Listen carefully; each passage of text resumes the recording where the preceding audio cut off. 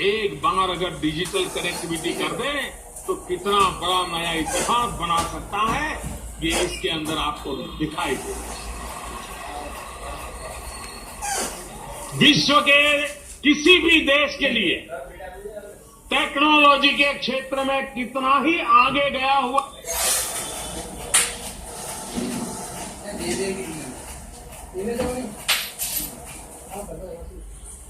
और इसलिए फिर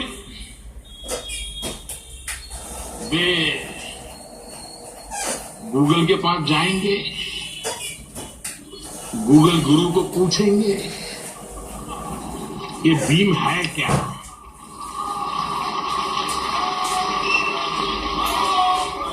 तो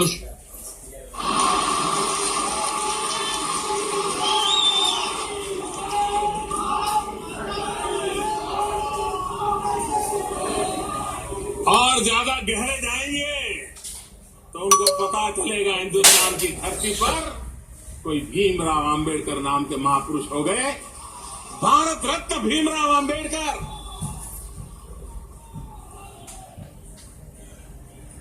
भीमराव आंबेडकर के जीवन का मंत्र यही था, बहुजन हिताय बहुजन सुखाय।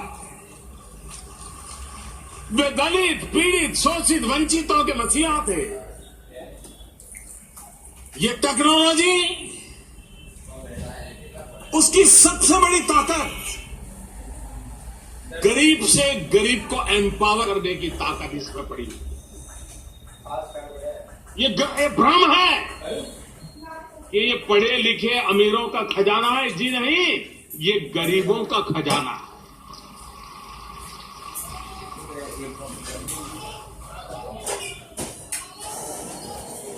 ये ताकत गरीब को देने वाला है, छोटे व्यापारी को देने वाला है, दूर सुदूर गांव में रहने वाले किसान को देने वाला, जंगलों में जिंदगी गुजारने वाले आदिवासी को देने वाला। और इसलिए इसका नाम उस महापुरुष के साथ जोड़ा है जिन्होंने अपनी जिंदगी दलित पीड़ित शोषित वंचित आदिवासियों के लिए खपा दी थी।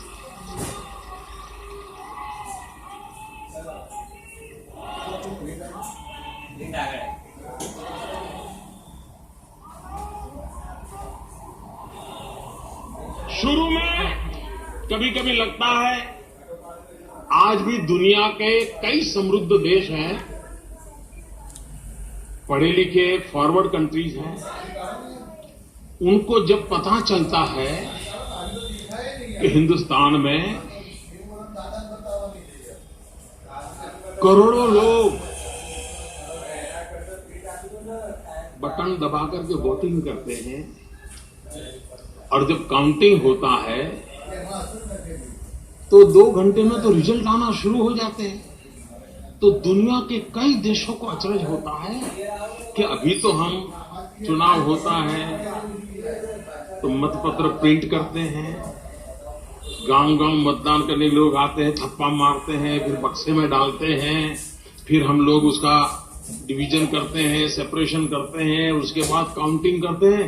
हमारे यहां तो हफ्ता लग जाता है। जिस देश को अनपढ़ कहा जाता है, जिस देश के नागरिकों को उनकी समझ पर कुछ लोग सवालिया निशान उठाते हैं, वो देश दुनिया के सामने गर्व कर सकता है कि इलेक्ट्रॉनिक वोटिंग मशीन के द्वारा दुनिया में रिवॉल्यूशन लाने वाले हम लोग हैं और हम इतनी बड़ी मात्रा में सफलतापूर्वक करते हैं। कभी कभी मैं हैरान हूं, कुछ लोग होते हैं जिनके दिलो दिमाग में निराशा से ही उनका जीवन आरंभ होता है, उनका सुबह भी निराशा से होता है। ऐसे निराशावादी लोगों के लिए अभी तो कोई औषध अवेलेबल नहीं है।